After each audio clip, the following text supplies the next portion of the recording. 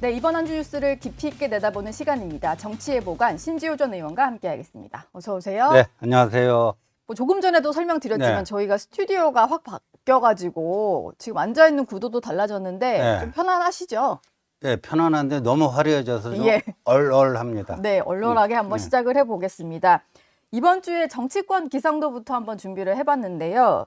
뭐 대선을 15일 앞두고 있다 보니까 이번 주도 상당히 바쁜 일정입니다. 오늘은 내란 우두머리 혐의를 받는 윤석열 전 대통령의 네 번째 공판기일이 열리고요.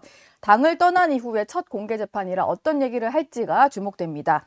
또 내일부터는 재외투표, 전 세계 공간에 설치된 재외투표소에서 투표가 시작이 되고 23일 금요일에는 사회 분야 2차 TV 토론이 예정되어 있습니다. 또 일요일부터는 대선 투표용지가 인쇄가 되는데 그 전까지 단일화가 이뤄질지 또 사퇴하는 후보가 추가로 나올지 이게 또 관심입니다. 이번 한 주의 총평부터 듣고 갈까요? 이번 한 주는 굳히기와 흔들기 어느 쪽의 에너지가 좀 셀 것인가. 예. 거의 그 굳히기 대 흔들기 거의 마지막 주가 될 가능성이 높다. 굳히기와 흔들기. 예. 굳히는 건 이재명 후보일 테고 나머지 네. 흔드는 것은 뭐 김문수 후보, 이준석 후보가 예, 되겠네요. 그렇게 될 것 같습니다. 예. 어제 TV 토론이 일단 그 시작이 아닐까 싶어요. 네. 굳히기와 흔들기. 네. 좀 어떻게 보셨어요?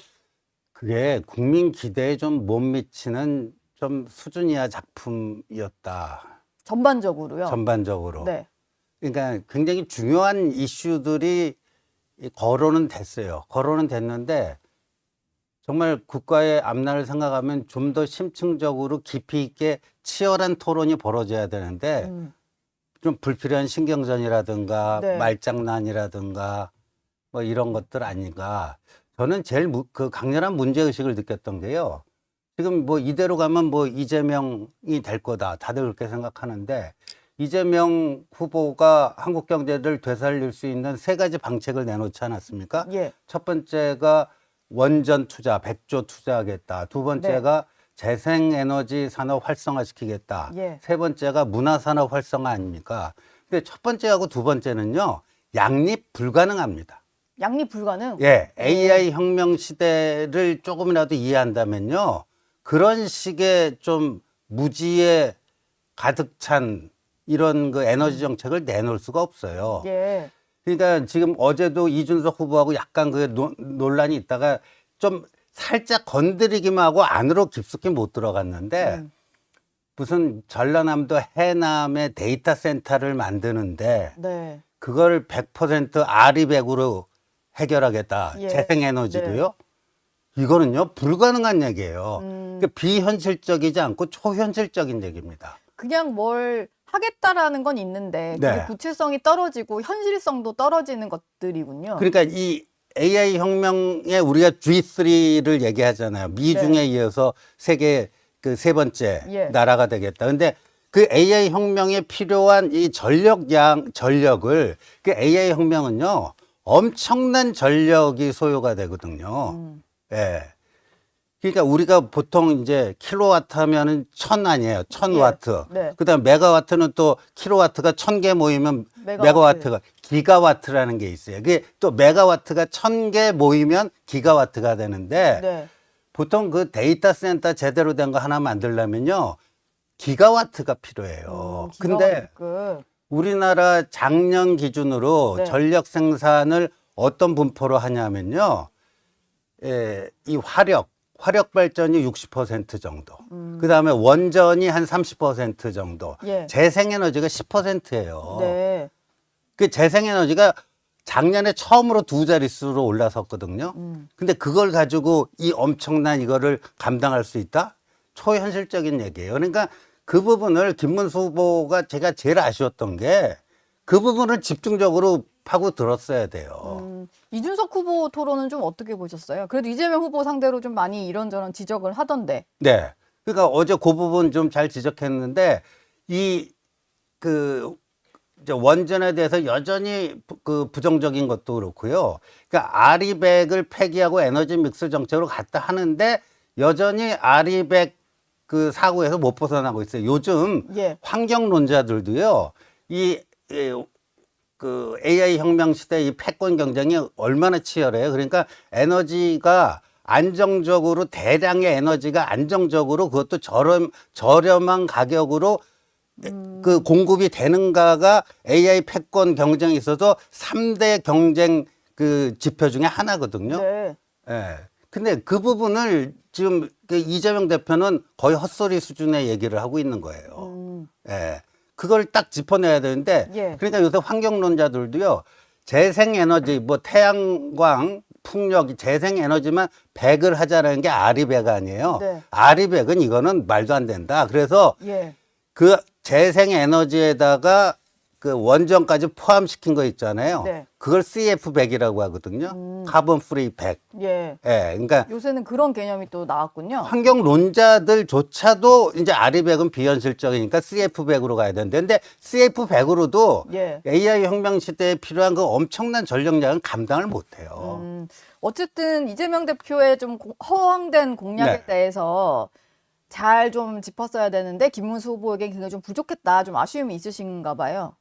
좀 김문수 후보는 그거를 예. 감을 좀 덜 잡으신 것 같고, 이준석 후보는 좀 더 깊숙하게 좀 들어갔으면 하는 아쉬움이 좀 있었습니다. 근데 4명의 후보잖아요. 저는 원래 네. 3명 하는 줄 알았는데 4명의 후보가 2시간 동안 하기에 조금 짧다는 생각도 들긴 들더라고요. 물론 짧긴 시간이. 짧지만 그걸 잘 좀 효율적으로 활용을, 시간을 시간 썼어야 활용을 되는데. 했었어야 되는데, 예. 예. 아무래도 사회 분야라든지 좀 남은 토론회들이 더 좀 그 핫하게 붙는 토론회가 아닐까 싶습니다. 어제 뭐 이 얘기를 할 주제는 아니었습니다만 앞서서 후보들이 개헌 가지고 네. 장외에서 좀 여러 가지 말들이 나왔었는데 이재명 후보가 그동안은 내란 종식이 우선이라면서 개헌 얘기하는 건 상당히 좀 저했었는데 어제 먼저 선제적으로 꺼냈어요. 근데 물론 이제 본인 임기에는 해당이 되지 않는 뭐 그런 거긴 했습니다만 빠르면 내년 지방선거에서 국민투표 붙이자 이런 얘기를 했거든요. 먼저 개헌 이슈 꺼낸 이유가 뭘까요? 그게 아까 제가 말씀드린 굳히기로 굳히기. 들어가는 거죠. 예. 예. 그러니까 이제는 그것까지도 좀 소극적이었던 그 개헌 이슈까지도 본인이 먼저 선점함으로써 거의 굳히기로 들어가겠다. 뭐 그런 자신감의 표현 아닌가 싶습니다. 예. 근데 일단 본인 임기에는 적용은 되지 않는다라는 그렇죠. 거고, 예. 그러니까 본인은 이제 5년 단임제 마지막 대통령이 되겠다. 마지막 대통령이 그리고 되겠다. 임기 내에 4년 연임제를 만들고 떠나겠다. 뭐 이런 그러니까 본인은 얘기잖아요. 5년 다 하면서 본인이 7공화국의 문을 연 뭐 또 그것까지도 하겠다 이런 거죠. 내 임기는 다 5년 하고, 다 하고. 하지만 연임을 노리는 건 아니니까 네. 그건 안심해라 이런 전략인 것 같아요. 음. 그래서 일단 이슈에서는 밀리니까 김문수 후보는 당장 내 임기부터 줄이겠다라는 식으로 얘기를 하면서 임기 단축 3년제 얘기를 꺼냈잖아요. 네. 조금 이슈에서는 밀린 감은 있습니다만 내용적으로 따져보면 그래도 김문수 후보 얘기가 조금 더 본인 임기 줄이겠다는 네. 거니까. 그 김문수 후보는 그 처음 얘기했죠. 그 예. 원래 이제 한동훈 전 대표가 제일 먼저 얘기했고 한덕수 전 총리도 그 대선 출범 선언하면서 그 임기 3년 얘기했던 거고 예. 그 두 한 후보의 거를 이제 어제 김문수 후보가 처음으로 이제 수용을 해서 자기 거화 한 거죠. 근데 좀 아쉬웠던 게 그 이재명 그 개헌안의 키워드가 견제와 균형 아닙니까? 예. 체크 앤 밸런스인데 네. 근데 대통령 권한을 좀 약화시키는 건 있어요. 또 국회 권한은 더 강화가 돼요. 아, 국회 권한은 네, 국회 권한은 더 강화가 돼요. 예. 그러니까 지금 이 개헌과 탄핵 사태의 배경을 보면 이재명 민주당의 그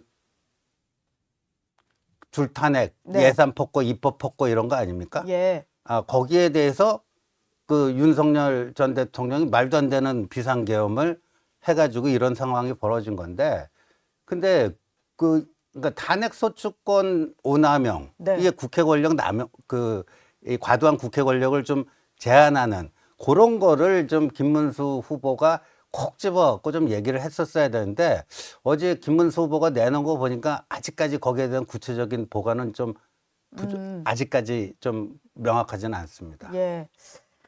일단 뭐 토론회와 개헌 얘기는 여기서 좀 마무리를 네. 하고 지난 주말에 있었던 지난주 후반에 계속 윤 전 대통령이 과연 당을 떠날 것이냐 뭐 이런 게 좀 관심이었는데 주말에 결국 윤석열 전 대통령이 당을 떠나겠다 탈당 선언을 했습니다. 그 배경은 좀 어떤 게 있다고 보세요? 워낙 압박이 심하니까 결심을 한 네, 걸까요? 별로 뭐 본인이 할 생각은 없었던 것 같고 하고 싶지도 않았던 것 같고 내가 당에 남아 있는 게 김문수 후보 당선에 도움이 된다. 그러니까 일반인들의 어떤 평균적 감각은 완전히 동떨어진 예. 그건데 저는 어떤 윤석열 전 대통령 탓하기보다는 저는 김문수 후보가 5월 10일 밤 11시쯤이 김문수 후보에게는 별의 순간이었다고 저는 생각합니다. 5월 왜냐하면은 10일. 네. 그 친윤들에 의한 그 후보 교체 쿠데타가 네. 당원들의 투표, 전당원 투표를 통해서 좌절이 된 거 아니에요. 그거는 보수의 명예혁명입니다. 그게 엄청난, 그러니까 이번 국민의힘 대선 과정에서 가장 큰 사건 중에 하나예요. 네. 한덕수로 다 됐잖아요. 그리고 거기서 부결될 거라는 거 누가 예상이나 했습니까? 지도부는 전혀 몰랐죠. 김문수 본인도 기대조차 안 했어요. 그러니까 뭐 여러 가지 법적 조치를 뭐 준비하고 이렇게 있었으니까. 김문수 본인도 가처분 신청에 기대를 걸고 있었지. 네. 예, 그 당원 투표로 뒤집힐 거라는 거는 생각조차 못 하고 있었더라고요. 예. 근데 확 뒤바뀌었잖아요. 그때가 저는 김문수 후보에게는 별의 순간이었다. 왜냐하면 그럼 그 이후에 지나가 버린 거예요? 그렇죠. 순간이? 이렇게 했어야 되는 거죠. 그러니까 한덕수로 후보 교체가 거의 그 쌍권 지도부에서 확정됐을 때는 그러니까 나는 이제 당원들의 그 투표 혁명으로 새로운 정치적 생명을 얻은 거 아닙니까? 예. 그러니까 나는 어제까지 거의 다 내 정치 인생 죽은 인생이었는데 정치 생명이. 네. 그러니까 새로운 정치 생명을 얻은 거 아니에요. 당원들에 의해서. 네. 그러면 그러니까 앞으로 이제부터의 김문수는 어제까지의 김문수랑 다르다. 나에게 새로운 정치적 생명을 부여해준 당원들의 뜻에만 나는 따르겠다. 그렇게 갔어야죠. 네.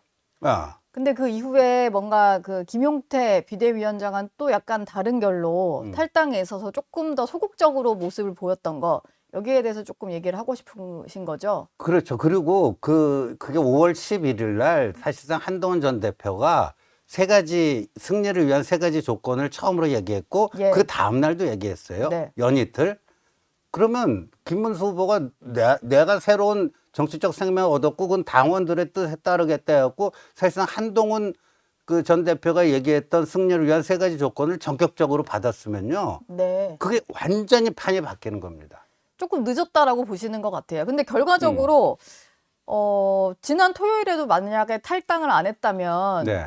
뭐 단일화 얘기에 뭐 디귿자도 못 꺼낼 분위기고 원팀도 못 됐을 거고 한동훈 전 대표도 20일에 유세 현장에 나오지 않았을 수도 있을 것 같고 이런 상황이잖아요. 어쨌든 그래서 주말 안에 결단은 해줘서 뭐 보시기엔 좀 늦었을지 모르겠습니다만 좀 국면은 바뀐 것 같은데 거기에 대해서는 좀 긍정적인 평가는 없으신가요? 오늘 그 발표된 한국일보 한국리서치 그 조사를 봤더니요. 예. 윤 전 대통령의 김문수 후보 지지 선언이 도움이 되는가, 도움이 안 되는가, 안 된다가 69%더라고요. 아, 오늘 나온 오히려 조사. 마이너스다가 69%. 예. 김문수 후보에게 윤석열 색깔을 더 씌운 그 부정적 효과가 더 크다는 거죠. 네. 그래도 뭐 탈당했으니까 더 이상 탈당을 할 거냐 말 거냐라는 이슈는 좀 들어간 것 같고. 그런데 예. 그 한동훈 전 대표가 이제 내일부터 지원 유세하는 거는요. 그 윤 전 대통령 탈당과는 무관합니다. 원래도 좀 할 네. 계획이셨어요? 그러니까 이게 본인이 움직이는 3대 조건을 내건 게 아니고요. 예. 김문수 후보 승리를 위한 3대 조건을 내건 거예요. 근데 보니까 후보랑은 겹치지 않게 부산과 대구를 시작으로 해서 강원, 충청 이렇게 이제 밑에서부터 올라오는 이런 일정이시더라고요. 네. 근데 별도로 동선을 좀 짠 이유가 있을까요? 지금 그 세 가지 그 승리를 위한 조건에 있어서 김문수 후보가 조금 있잖아요. 예. 약간 무성이에요. 아, 그 한동훈 후보, 예. 한동훈 전 대표가 그러니까 내건 그 조건에 벌써 대해서. 세 번, 네 번 그 예. 페이스북을 통해서 네 번 정도 그 이 세 가지는 아주 승리를 위한 최소한의 조건이니까 결단을 촉구한다는데 무슨 답이 없어요. 예, 답이 없고 사실 탈당도 뭐 윤석열 전 대통령 부부와의 뭐 절연 네. 이런 정도의 조금 수익이었는데 네, 이거는 출당이나 제명까지는 아니고 그냥 탈당이었고 그렇죠. 나머지 부분도 좀 있고 그러다 보니까 예. 그리고 뭐 일각에서는 뭐 물밑에서 뭐 김문수 후보 측이 한동훈 전 대표에게 뭐 지원 요청을 하는 뭐 물밑 움직임이 있느냐 뭐냐 그런데 보통 우리가 그럴 때 이제 상고초려를 한다 그런 그 표현을 쓰는데 네. 제가 알기로는 일고초려도 없었습니다. 일고초려. 음. 그럼 어쨌든 이게 지금 김문수 후보의 태도 변화나 이런 거와는 무관하게 네. 그냥 본인이 당을 위해서 좀 나서는 이런 식의 결단으로 네. 하시는 일정이군요. 그렇습니다. 예. 지금 홍준표 전 시장 같은 경우에는 지금 한동훈 전 대표도 내일부터 나오신다고 하니까 유일하게 그 당 대선 경선에 참여했던 후보 중에는 홍준표 전 시장만 탈당한 채를 유지하고 안 돕겠다라고 하시는 상황이에요. 그래서 그걸 설득하기 위한 특사단이 지금 하와이로 향한 상황인데 어느 정도 좀 효과를 볼 수 있다고 생각하세요? 저는 이거 굉장히 그 아날로그 시대 흑백 영화 보는 듯한 느낌이에요. 손편지 들고 직접 가고 이런 요새 거요. 뭐 손편지 하면 김문수 후보가 쓴 손편지 그냥 휴대폰으로 찍어가지고 전송하면 되잖아요. 예. 그래도 왜 실물이 가는 거는 조금 더 진정성이 있다라고 느낄 수 있으니까. 그리고 이게 무슨 특사단 해갖고 뭐 단장이 있고 그럴 문제입니까 이게? 그리고 네. 그 홍준표 그 전 시장이 그 탈락하고 미국 가기 전까지 시간이 꽤 있었잖아요. 그때 작업을 했어야죠. 왜 미국까지 그 본인은 뭐 정치적 망명 왔다. 근데 망명지에서 또 골프도 치시고 그러던데. 예. 이게 좀 늦었죠. 할 거면 진작했어야지. 네. 왜 이미 좀 떠난 지 한참 된 지금 이 상황에 가느냐. 별 효과가 없을 것 같습니다. 근데 뭐 오늘 도착해서 좀 만난다고 하니까 네. 이것도 한번 기다려보죠 뭐. 네. 그래서 드디어 국민의힘이 원팀이 되느냐 뭐 이게 좀 이번 주가 좀 기점이 아닐까라는 생각이 좀 듭니다. 근데 민주당 같은 경우는 보수 진영에 있던 인사들을 계속 영입을 하고 네. 특히 뭐 친문 진영 쪽에서도 많이 돕고 비명계도 합류를 해서 많이 돕는 그런 모습이에요. 근데 반면에 국민의힘 같은 경우는 자꾸 좀 떠나가는 상황 같은데 특히 당을 떠났던 김상우 의원 같은 경우는 민주당에 공식적으로 입당을 했더라고요. 이게 좀 어느 정도 영향을 미칠 것인가 이런 생각이 드는데 좀 예전에 친한계로 분류됐던 의원이기도 하잖아요. 뭐 한때 예. 일시적으로 친한계와 같이 움직였는데 굉장히 실망스럽습니다. 이 행보가. 예, 네. 굉장히 실망스럽고 좀 금도를 넘었다. 그리고 이미 이제 저쪽 진영은 넘어간 분이니까 제가 더 멘트하는 건 그렇고요. 그러니까 지금 저 이재명 이것도 이제 그 중도 보수 인사들 계속 영입하는 것도 이제 굳히기 작전의 일환이라고 봅니다. 예. 굳히기 작전의 일환인데 이게 자칫 잘못하면요. 예, 우리나라 정치 구도가 일본식의 그 자민당 1.5 정당. 그러니까 네. 양당 체제인데 일당이 거의 1.5 포션을 먹어갖고 그 제1야당의 한 0.5 포션뿐이 안 되는. 그게 일본 정치 구도가 그렇거든요. 예. 1955년 체제하고. 네. 그 이재명 민주당이 노리는 게 지금 그런 게 아닌가. 지금 구도가 사실 좀 비슷해지는 것 같기도 하고. 그렇죠. 그러니까 그러네요. 우리 당내에 그 진보부터 합리적 보수까지 다 있다. 예. 스펙트럼이 이만큼 다양하다. 그게 일본 자민당 모델이에요. 장기 집권 모델. 지금 근데 저희가 좀 신지호 의원님도 국민의힘 소속이신데 네. 너무 그냥 지금의 상황에 대해서는 그다지 낙관적인 전망은 안 나와서 그래도 대선은 15일 남았잖아요. 네. 뭐 뒤집을 만한 변수? 뭐 마지막 남은 좀 희망이랄까? 이런 거 그래도 좀 있지 않을까요? 없습니까? 아예? 그 아까 말씀드린 것처럼 그 한동훈 전 대표가 얘기했던 뭐 세 가지 조건에 대한 분명한 수용도 지금 김문수 후보 자체가 결단을 못 내리고 있는 상황이고 예. 이게 어떤 식으로 이제 변화와 쇄신을 한다라고 하는 그 방향성이 보여야 되는데 네. 김문수 후보가 아직까지 그걸 뚜렷하게 제시를 못 하고 있는 것 같아요. 그런 속에서 예. 윤 전 대통령은 탈당했지만 또 윤 전 대통령을 따르던 모 변호사는 입당을 하고 예. 뭐 이런 일들이 그러니까 일반 유권자들의 눈으로 보면 이게 뭐지? 하겠다는 거야 말겠다는 거야? 윤석열 전 대통령은 탈당을 했는데 김계리 변호사는 입당을 한다고 하고 뭐 이런 상황이 그렇죠. 뭔가 좀- 이제 방향성이 뚜렷해야 되는데 예. 뭐 이것도 아니고 저것도 아니고 좀 애매한 상황이다 보니까 이 판을 흔들고 추격의 발판을 만드는데 좀 어떨지 모르겠습니다. 예. 사실. 예. 지금 다음에 나오실 이준석 개혁신당 후보에게도 좀 여쭤볼 질문인데, 물론 이준석 후보는 절대 없다라고 선을 긋고 있습니다만, 뭐 언론도 그렇고 국민의힘에서는 계속 단일화에 대해서 포기를 하시지 않은 것 같아요. 이게 마지막 변수가 될 수 있을 거다 이렇게 보시나요? 제가 봤을 때는요, 그 김문수 후보랑 이준석 후보의 지지율을 더해 보니까 이재명 후보랑 비등비등 하던가 뭐 이래야 뭐가 될 텐데, 예, 그러니까 그거는 단일화를 위한 최소한의 필요 조건이에요. 네, 충분 조건은 아니고. 예. 근데 지금 그거 자체가 안 되잖아요. 뭐 일부 조사 어제 나온 조사를 보니까 좀 비등비등해지긴 하던데 오차범위 안으로 붙는 단순 합산을 하자면요. 근데 그 저 탄핵 국면에서도 일부 ARS 조사가 많이 튀었죠. 예, 알겠습니다. 일단 신지호 전 의원은 좀 비관적이신 걸로 정리를 하겠습니다. 지금까지 정치예보가 신지호 전 의원과 함께했습니다. 오늘 말씀 고맙습니다. 네, 그렇습니다.